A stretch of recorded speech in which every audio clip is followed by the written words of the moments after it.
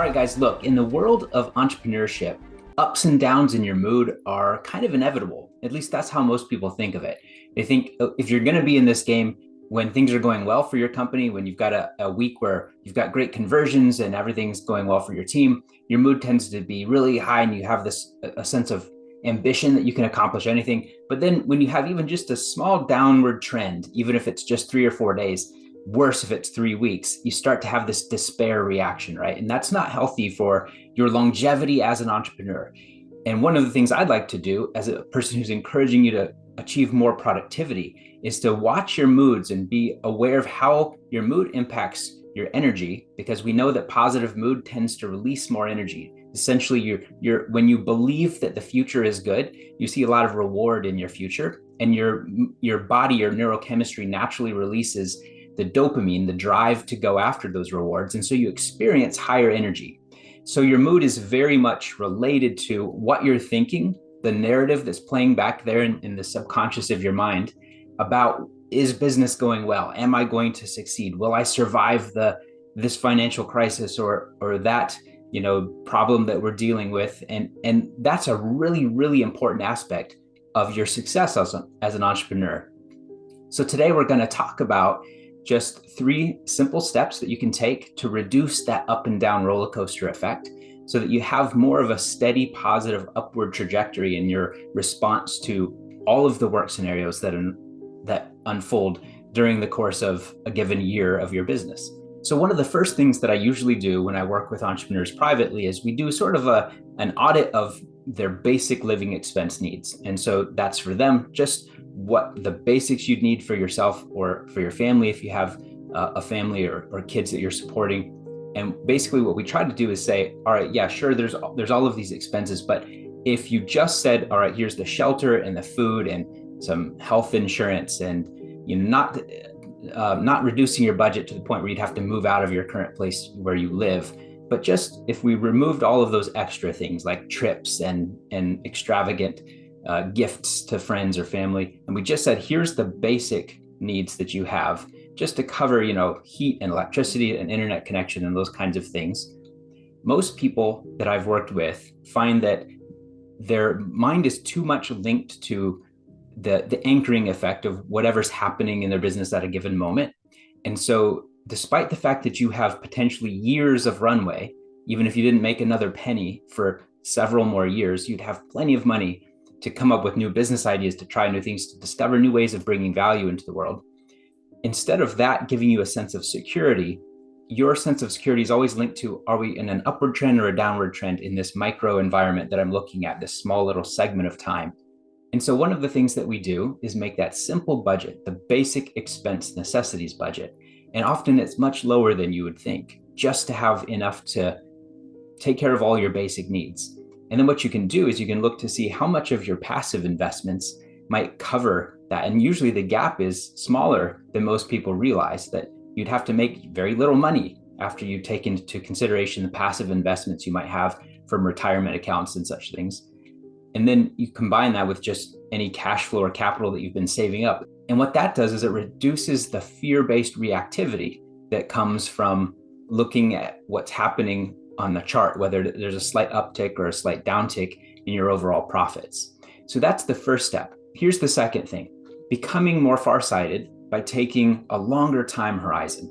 And this comes naturally from step 1. So in step 1, we say, all right, well, wait a minute. I don't have to continuously make more money every single week. Yes, that's the goal. Of course, we're working toward that, but it's not necessary that in any tiny span of time that we see that there's an upward trajectory. Because if you take a longer time horizon, like 5 or 10 years, or even 25 years, and you say, what could I accomplish if I used my human ingenuity and my intention, my effort over time, and I wasn't so impatient to have everything happen now or this month or even this quarter.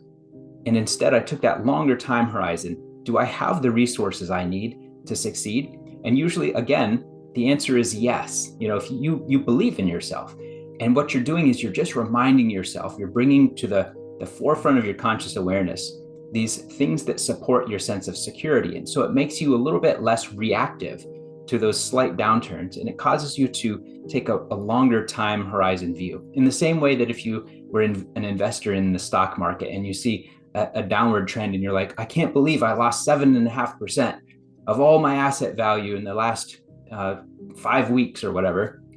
And then if you zoom out and you look at how much the stock market in general has gone up and down, but you see this general trend of it having increased 300 or 400%, and you, by zooming out, you gain perspective that this little drop of 7% is probably going to be followed by a rise of 7% and later a rise of another 7%. I want you to use that same concept in your business. Whenever you see a downward turn, I'm not saying ignore it. I'm not saying stick your head in the sand, but rather gain some perspective for the sake of your mood, which will play into your energy and your decisions.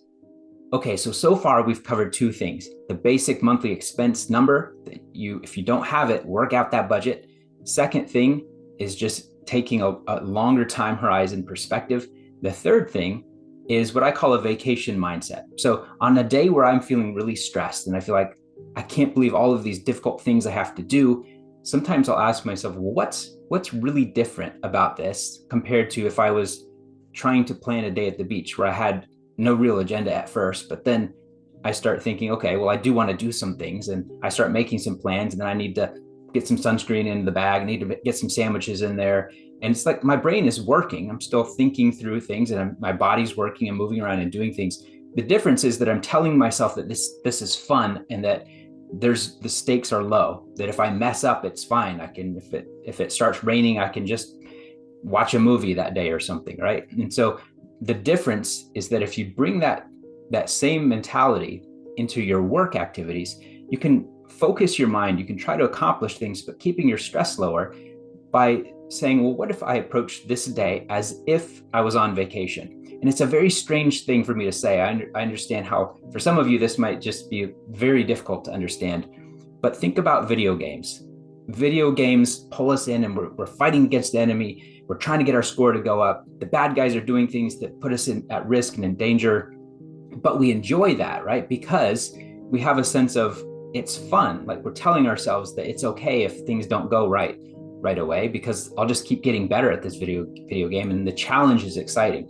And so it's that same concept. Well, wait a minute, how do you really know that the game of business is really that different than the video game? And a lot of it comes down to what you're telling yourself, right? If you say, I need a break from stress, you can keep going after your goals, but just decrease the stress that's involved in going after those just by reminding yourself to treat it a little bit more like a game.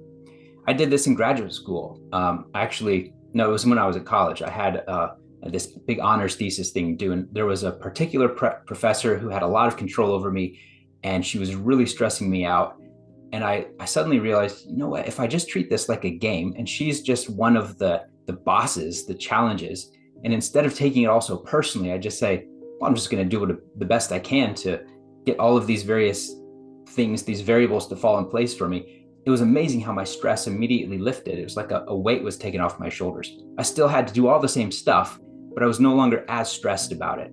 And so my goal for you today is to help you to think of ways to become less stressed, even while pouring yourself into the valuable goals and directions that you've established for yourself. So that's what these three concepts are all about. And so my challenge for you this week is to just notice anytime you start getting a little bit stressed, to try using these three concepts, to just remind yourself. It just takes, once you've created these steps, once you've gone through the process once, it just takes 5 seconds for you to pull up in your mind's eye the fact that you have a bank balance that can support you for a while, the fact that you have years to accomplish all kinds of cool and amazing feats through your business endeavors.